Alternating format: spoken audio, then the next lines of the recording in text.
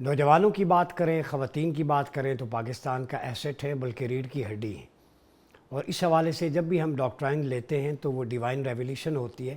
Quranic perspective میں اللہ رب العزت نے ہمیشہ کوالٹی کو پریفر کیا ہے۔ سورہ ملک کو اگر دیکھیں، لیبلوکم ایکم احسن عملا، کہ تم میں سے اللہ جانچنا چاہتا ہے کہ عمل حسین کون رکھتا ہے۔ یہاں عمل کثیر کی بات نہیں ہے، اکثر و عملہ نہیں کہا۔ اس کا مطلب ہے کوالٹی میٹر کرتی ہے، کوانٹٹی نہیں کرتی۔ کوالٹیٹیو سٹف جو قرآنک پرسپیکٹو میں ہے وہ ہے۔ دوسری جو بات ہے، ان مع العسر یسرا، ہمیشہ آپ کو کمفرٹ زون ڈیسٹینیشن میں ملتا ہے۔ سٹارٹ آپ کو پیریڈ آف ٹرائل کرائسس میں سے نکلنا پڑتا ہے۔ جو اللہ کے محبوب اور مقرب ہیں، جنہیں کوئی مقام ملتا ہے، چاہے لیڈنگ رول ہو، یوتھ کے حوالے سے ہو، سوسائٹی میں انگیجمنٹ کے حوالے سے ہو، تو اللہ انہیں ایسے پیریڈ سے، ایسے سرکمسٹانسز سے گزارتا ہے تاکہ اس مقام پر پہنچے، بھٹی سے گزر کر جائیں۔ تو نوجوان جو کمفرٹ زون سے نہیں نکلنا چاہتے، ان سے گزارش ہے کہ ہمیشہ آپ کا جو پیریڈ آف ٹرائل ہے وہ آپ کا سٹارٹنگ پوائنٹ ہے، اور یسر جو ہے وہ آپ کی ڈیسٹینیشن ہے۔ ڈیسٹینیشن ہمیشہ کمفرٹ زون ہوتا ہے، سٹارٹ ہمیشہ نہیں ہوتا۔ تو پاکستانی نوجوانوں کی بات کریں تو 30% جو ہماری آبادی ہے، اس میں سے 13 سے 30 سال کے نوجوانوں پر مشتمل ہے۔ اس میں سے 41% بے روزگار ہیں، ان ایمپلائڈ ہیں۔ اٹس انفارچونیٹ، اس پہ بات کریں گے۔ 6.4 ملین کل آبادی منشیات کا شکار ہے۔ اس میں سے 2.3 ملین وہ آئس، شیشہ اور دیگر نشہ آور چیزوں میں مبتلا ہیں۔ ٹاکسیکیشنز کیوں ہیں؟ فرسٹریشن ہے، ڈپریشن ہے، جو 25% بنتا ہے پوری۔ پھر اوسط عمر 15 سے 19 سال کے جو نوجوان ہیں، سکلفل تو ہیں لیکن جاب نہیں ملتی۔ کیا وجہ ہے کہ مارکیٹ پلیس کو مد نظر رکھتے ہوئے ہم ڈگری کی پلاننگ نہیں کرتے، ایجوکیشن کی؟ اس میں نوجوان کا قصور نہیں ہے، ہمارے اداروں کا، یونیورسٹیز کا ہے۔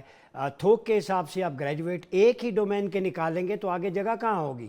جیسے ایک دور میں ایم بی اے تھا، پھر میڈیا سائنسز تھا، لائنیں لگ جاتی ہیں۔ تو یہ بھی ایک پرابلم ہے۔ مذہبی عدم رواداری، انتہا پسندی، فرقہ واریت، ریڈیکلائزیشن بہت پھیل رہی ہے، اور فینیٹسزم بڑا چیلنج ہے۔ جنونیت وہ کیوں ہے؟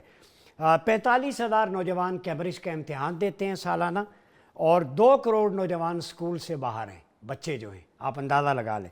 36,000 مدارس ہیں، ریلیجس ایجوکیشن جہاں پہ ہے ان کا ایک الگ سے سیٹ اپ ہے، مختلف شاخیں، نظام المدارس ہے، تنظیم المدارس ہے، وفاق المدارس ہے۔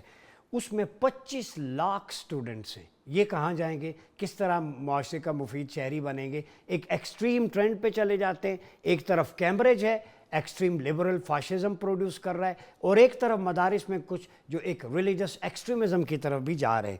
کل 64% آبادی میں سے 30 سال سے کم عمر افراد، یہ تقریباً پاکستان کے 60% بنتے ہیں۔ آپ اندازہ لگا لیں کسی ملک کا بہت بڑا اثاثہ ہوتا ہے۔